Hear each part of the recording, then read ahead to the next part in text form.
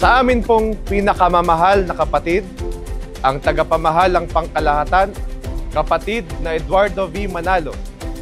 Mula po sa kagawaran ng pananalapi sa tanggapang pangkalahatan, kami po na mga ministro, mga manggagawa, at mga kusang loob na naglilingkod sa tanggapang pangkalahatan ay buong pusong bumabati sa inyo. Maligayang kaarawan po! Mahal na mahal po namin kayo!